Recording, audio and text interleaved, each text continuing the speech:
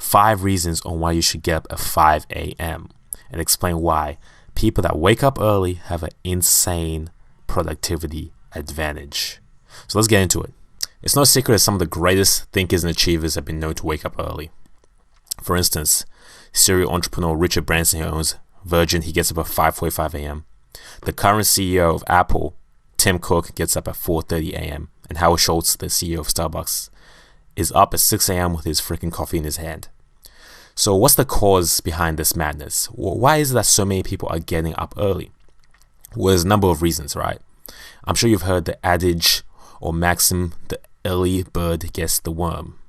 Now, it sounds ridiculous, it sounds silly, but it's very true. And there's 5 reasons on why you should get up early, and I'm going to outline them right now. Okay, reason number 1. Waking up early allows you to enter the flow state. Now, psychologist Mihaly Csikszentmihalyi, I think that's how you pronounce it, stated in his book that flow is being completely involved in an activity for its own sake. The ego falls away, time flies, every action, movement, and thought follows inevitably from the previous one. Like playing jazz, your whole being is involved and you're using your skill to the utmost. Now, basically, flow is being in the zone. Picture Kobe Bryant playing for the Lakers, right? Picture Tiger Woods on the field. It's being in the zone, completely consumed in your work. And waking up early, because of the nature of the environment, usually people aren't up at that time, you are able to really go deep into your work. You're able to do that deep work that Cal Newport talks about, to do that concentrated effort where you can really make some progress. Because what people fail to understand is multitasking doesn't exist, right? Multitasking is not a real thing. When your brain tries to multitask, you're switching between 2 things. So you need dedicated time where you can focus on one thing and just kill that thing. Alright, so the second reason on why you should get up early in the morning is because it removes ego depletion. Now, ego depletion is a term coined by some scientists. It refers to the tendency for our willpower to be in finite amounts, right? So think of your willpower kind of like a battery. And as you go out throughout your day, exerting your willpower, the battery goes down, of course. Now, things that exert your willpower are filtering distractions, resisting temptations, suppressing emotions, restraining aggression, trying to impress others, implementing new behaviors, and doing things we don't like. All these things decrease our willpower. Think of it. Have you ever had a day where you're irritated at work? Everything was going wrong. And then you get home and you find out that it's a lot easier for you to be triggered, or a lot easier for you to let out on someone. It's because your willpower is low. It's harder for you to resist the urge just to get angry. Or if you've had a day where you did a lot of labor-intensive work for a couple of hours and you get home, the only thing you want to do is kick back and watch TV. You don't really necessarily want to do anything that involves willpower exertion. It's not because of the physical tiredness that you have. It's also the mental fatigue that you've suffered throughout the day.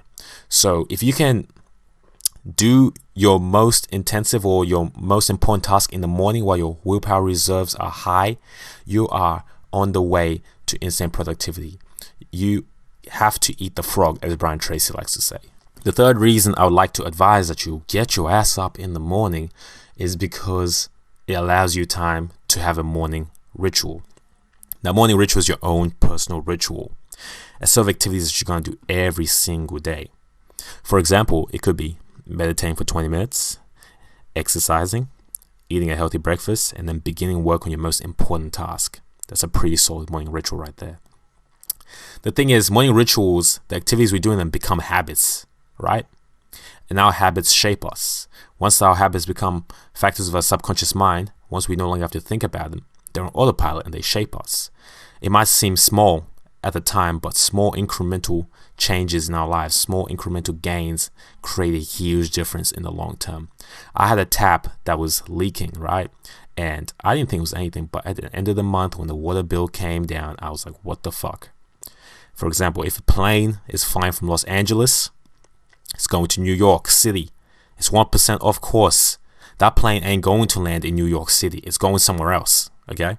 So small changes make big differences, and the people of the morning rituals are dictating their lives. They're choosing the activities they want to do.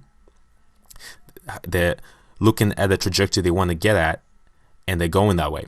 Other people don't have morning rituals. They wake up at 9 a.m. when it's time for work, and they brush their teeth, quickly eat, and go to work. They're letting the day dictate them. If you wake up in the morning, you can take some control over your life. Choose your trajectory by getting the morning set.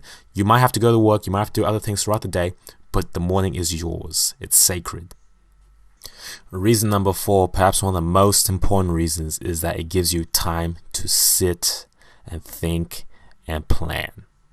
To sit down with your thoughts, to see if you are on the right trajectory to hit your goals, to reflect on your past, to reflect on your values, your ethics, your personal metrics, to be honest with yourself.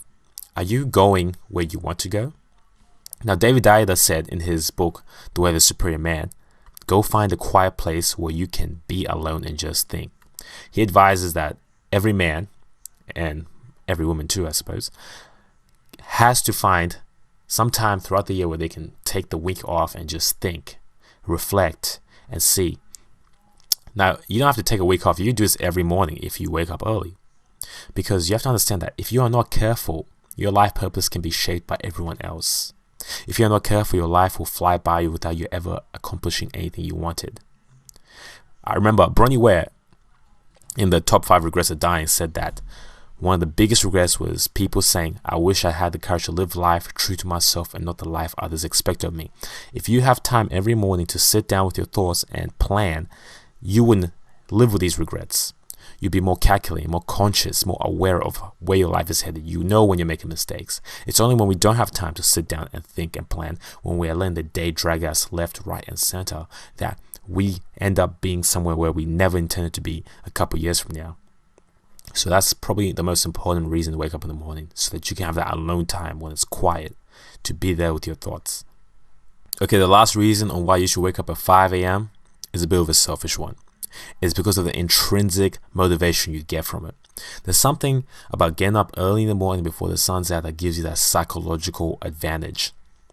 I remember watching a video of Mike Tyson running in the morning when it's really dark. And he said that, I know my opponent is not doing this, and that's why I'm going to beat them. I know for a fact there's no way my opponent is working as hard as me right now.